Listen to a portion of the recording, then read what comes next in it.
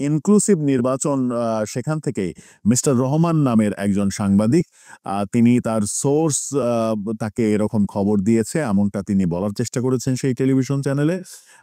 তিনি বলেছেন যে ইনক্লুসিভ নির্বাচন, আওয়ামী লীগকে নিয়ে নির্বাচনের পথে হাঁটতে বলা হয়েছে এবং আগামী ঈদের আগেই আওয়ামী লীগের ডাকসাইটে কিছু নেতা যারা জেলে রয়েছে তাদের মধ্যে অন্তত ১০ জনকে জামিনে মুক্তি দেওয়ার কথা বলা হয়েছে। আহ, এই ব্যাপারটা কতটা সত্য কতটা মিথ্যা সেটা সময়ই বলে দেবে। ঈদ পর্যন্ত অপেক্ষা করলেই আমরা বুঝতে পারবো যে মিস্টার রহমানের এই আলোচনাটা আম, আদতে সত্য কিনা এবং আমেরিকার সেই বাংলা টেলিভিশন চ্যানেলটা সত্য উদ্ঘাটন করতে পারলো কিনা, নাকি তারা বিভিন্ন দিকে যেরকম গুজব চলছে সেই গুজবের চলমান গুজবের মধ্যে তারা প্রোপাগান্ডায় লিপ্ত হলো, সেটা সময়ে বলে দেবে। আওয়ামী লীগের ডাকসাইটে নেতার মধ্যে ১৪ দলের ২ জন নেতার সাথে ১৪ দলের ২ জন নেতার নামও রয়েছে সেই তালিকায়, এমনটাও বলা হয়েছে। ১৪ দলের ২ জনের নাম মানে হচ্ছে রাশেদ খান মেনন, হাসানুল হক ইনু। আওয়ামী লীগের নেতাদের নামের মধ্যে বলা হচ্ছে আমির হোসেন আমু, সালমান এফ রহমান, সাবেক আইনমন্ত্রী আনিসুল হক, দীপু মনি, কামাল মজুমদার, এই নামগুলো বলা হচ্ছে। এর বিচারপতি মানিকের নাম বলা হচ্ছে। এরকম ১০ জনকে জামিন দেয়া হতে পারে ঈদের আগে, এমন খবর তারা দেওয়ার চেষ্টা করছে। এটা কতটুকু সত্য, এটা আদৌ সম্ভব কিনা, এর মাঝে সত্যের বিন্দুমাত্র আছে কিনা সেই ব্যাপারে আমার ব্যক্তিগতভাবে যথেষ্ট সন্দেহ রয়েছে। কিন্তু এই আলোচনাগুলো হচ্ছে, চতুর্দিকে চলছে এবং মিস্টার রহমান যে কথা বলার চেষ্টা করেছেন সেই আলোচনাটাকে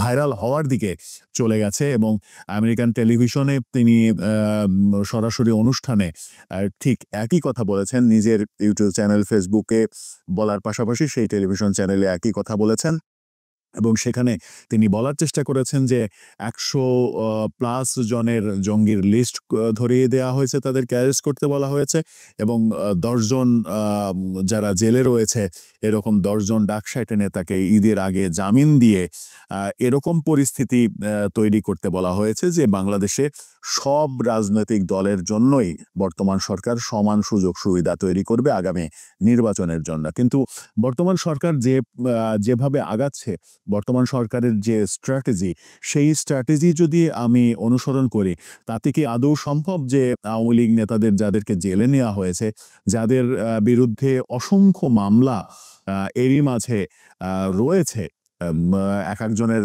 বিরুদ্ধে, অনেকের বিরুদ্ধে ৫০-৬০টা মামলা রয়েছে। কিছুদিন আগে কুষ্টিয়া কোর্টে হাজির হতে এসে হাসানুল হক ইনু সাংবাদিকদের বলেছিলেন যে তার নামে ৩৭টির বেশি মামলায় এরই মাঝে হয়ে গেছে।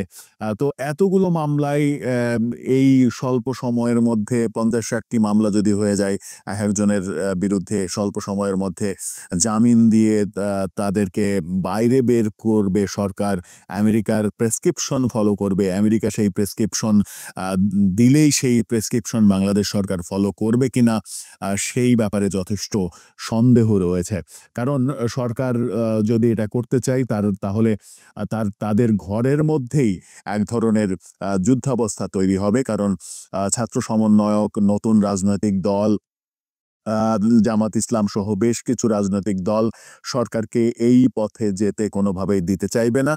সুতরাং সরকার এক ধরনের টানাপোড়েনের মধ্যে পড়বে।